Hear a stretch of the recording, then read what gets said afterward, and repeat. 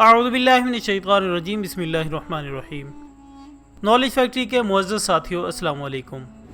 ناظرین اکرام، گزشتہ دنوں دنیا بھر کے میڈیا نے چند ایک یہودی نوجوانوں کو اپنے ہاتھوں میں پلے کارڈز اٹھائے ہوئے دکھایا۔ ان پلے کارڈز پر انگلش میں یہ تحریر تھا کہ خیبر واز یور لاسٹ چانس، یعنی خیبر تمہارا آخری موقع تھا۔ دوستو، اس کا پس منظر کیا ہے اور وہ ان الفاظ میں کس سے مخاطب ہے، اس کو سمجھنے کے لیے ہمیں تاریخ کے کچھ اوراق پلٹنے ہوں گے تاکہ نالج فیکٹری کے ناظرین بہتر طور پر سمجھ سکیں کہ اہل یہود کن راہوں کے مسافر ہیں۔ معزز خواتین و حضرات، اسلام اور مسلمانوں کے عروج و زوال کو سمجھنے کے لیے ضروری ہے کہ اس بات کا ادراک کیا جائے کہ غیر اسلامی قوتیں اور خاص طور پر اہل یہود ہمارے بارے میں کیا جذبات رکھتے ہیں۔ تو دوستو، ان باتوں کو تو ہم جانتے ہیں کہ یہودی نہ صرف اہل کتاب بلکہ بنی اسرائیل سے تعلق رکھتے ہیں، جبکہ نبی صادق حضرت محمد مصطفیٰ صلی اللہ علیہ وآلہ وسلم کا خاندانی تعلق بنی اسماعیل سے بنتا ہے۔ اور یہودی انتہائی حد تک یہ ایمان رکھتے تھے کہ آخری نبی صلی اللہ علیہ وآلہ وسلم بھی بنی اسرائیل میں سے ہوں گے۔ لیکن جب آپ صلی اللہ علیہ وآلہ وسلم کی آمد بنی اسرائیل کے بجائے بنی اسماعیل میں ہوئی تو ایک یہودی جو کہ کتاب اللہ کا علم رکھتا تھا، اس نے ٹھنڈی آہ بھرتے ہوئے کہا کہ افسوس، آج نبوت بنی اسرائیل سے رخصت ہو گئی ہے۔ اور یہی وہ وجہ تھی کہ خیبر کے مقام پر مسلمانوں اور یہودیوں کے درمیان وہ تاریخی جنگ ہوئی جس کو تاریخ جنگ خیبر کے نام سے جانتی ہے۔ اور اس جنگ میں چوتھے خلیفہ راشد اور برادر رسول صلی اللہ علیہ وآلہ وسلم حضرت علی کرم اللہ وجہہ نے یہودیوں کو بدترین شکست سے دوچار کیا، جس کا داغ آج بھی ان کے دلوں پر موجود ہے، اور صدیاں گزرنے کے باوجود انہوں نے اس کو اپنی نسلوں میں منتقل کرتے ہوئے اس دشمنی کو تازہ رکھنے کی جدوجہد کی۔ اور آج جب کہ یہودی اپنی مکاریوں کی بدولت دنیا کی معیشت پر غالب آتے ہوئے نہ صرف ہمارے قبلہ اول بیت المقدس پر قابض ہیں، بلکہ ان کے ظلم و ستم کی وجہ سے اب فلسطینی مسلمانوں کا خون وہاں پر یورپ میں کشید ہونے والی شراب سے بھی کہیں سستا ہو چکا ہے۔ لہذا ناظرین گرامی، اب وقتاً فوقتاً اپنے مختلف اقدامات کے ذریعے یہ جانچنے کی کوشش کرتے رہتے ہیں کہ عالم اسلام کی ملی غیرت کا گراف اب کس حد تک گر چکا ہے، تاکہ اس کے مطابق انہیں چوٹ لگائی جا سکے، جس کا تازہ ترین اور انتہائی خوفناک قدم بیت المقدس کو اسرائیل کا دارالخلافہ قرار دینا ہے۔ جبکہ ہمارے ناظرین یہ بھی جانتے ہوں گے کہ وہ ایک مدت سے اس گریٹر اسرائیل کی تکمیل کے لیے بھی کوشاں ہیں، جس کا نقشہ انہوں نے اپنی پارلیمنٹ میں لٹکا رکھا ہے، جس کے مطابق نعوذ باللہ حرمین شریفین کے علاقے تک اس میں شامل کر دیے گئے ہیں۔ اور اب وہ اس بات کے منتظر ہیں کہ انسانی تاریخ کا عظیم ترین فتنہ یعنی دجال، جس کو وہ اپنا مسیحا قرار دیتے ہیں، اس کا نزول ہو اور وہ اس کی قیادت میں ایک عالمی حکومت کا قیام عمل میں لا سکیں۔ ناظرین محترم، یہ تھی ان کی منزل، جس کا اشارہ ان کے چند ایک نوجوان اپنے بینرز کے ذریعے عالم اسلام کو دکھا رہے تھے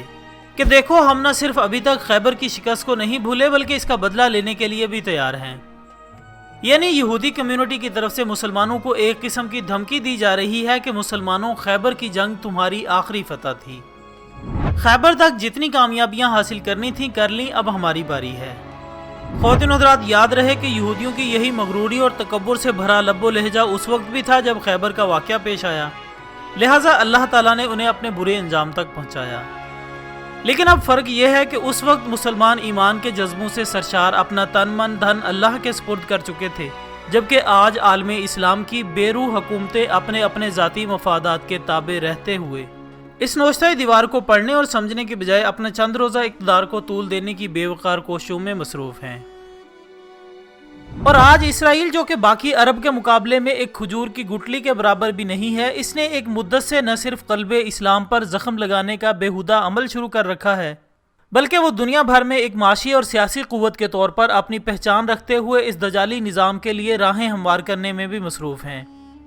جس کے لیے اس نے دنیا کی سپر پاور امریکہ، جو کہ بنیادی طور پر یہودی تو نہیں بلکہ عیسائی ریاست ہے، اس کو بھی اپنا ساتھی بنا رکھا ہے۔ لہٰذا آج بھی یہ قوم مسلمانوں کے خلاف ہر طرح کی سازشیں کر کے دنیا پر اپنا کنٹرول مضبوط کرنے میں اس قدر کامیاب ہو چکی ہے کہ جب بھی اسرائیل عالم اسلام کے دل میں کوئی نیا تیر ترازو کرتا ہے تو اس کے جائز ہونے کا سب سے پہلا فتویٰ بھی امریکہ ہی کی سرزمین سے لایا جاتا ہے، جس کے بعد باقی دنیا باوجود اس کے کہ اس سے اختلاف کرے، عملی طور پر اس کے خلاف کچھ بھی کرنے کی پوزیشن میں نہیں رہتی۔ ناظرین اکرامی، اس سے قطع نظر کہ 1400 سال پہلے بھی یہودی لوگ اسی طرح عسکری اور اقتصادی طور پر مستحکم تھے جیسا کہ آج ہیں، وہ منصوبہ سازی اور سازشیں بھی اس وقت اسی طرح کرتے تھے جیسا کہ آج کرتے ہیں۔ لیکن اس ضمن میں آنے والے مستقبل کا ایک عکس اگر ہم نبی صلی اللہ علیہ وآلہ وسلم کی احادیث مبارکہ سے تلاش کرنے کی کوشش کریں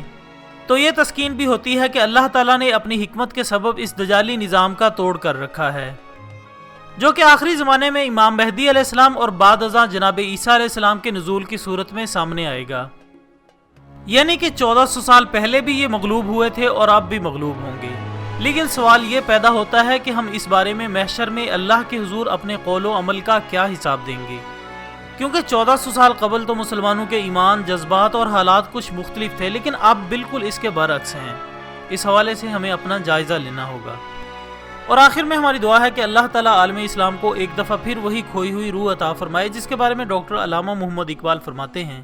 اے میرے پروردگار، یا تو مسلمانوں کو اپنی جان ہتھیلی پر رکھنے کا حکم نہ دے، یا اس مردہ جسم میں نئی روح پھونک دے، یا میری پہلی بات مان لے یا دوسری بات کا انتخاب کر لے۔ دوستو، حکیم الامت ڈاکٹر علامہ محمد اقبال کی اسی دعا کے ساتھ ہماری آج کی اس ویڈیو کا اختتام ہوتا ہے۔ اللہ تعالیٰ ہمیں یہودیوں کے مکر و فریب سے بچائے، آمین ثم آمین۔ ویڈیو پسند آنے کی صورت میں اسے زیادہ سے زیادہ لائک کر کے ہماری حوصلہ افزائی کریں، اور کمنٹس کی صورت میں یہودیوں کی اس تحریک کے بارے میں آپ کیا کہنا چاہتے ہیں ہمیں ضرور بتائیے گا۔ اس کے علاوہ اس ویڈیو کو فیس بک اور واٹس ایپ پر شیئر کرتے ہوئے مسلمانوں کو یہودیوں کی ان حرکتوں سے آگاہ کرنے میں ہمارا ساتھ دیں۔ ہماری اگلی ویڈیو آنے تک اپنا، دوستوں، رشتہ داروں اور گردنواح کے تمام لوگوں کا بہت خیال رکھیے گا۔ اللہ حافظ۔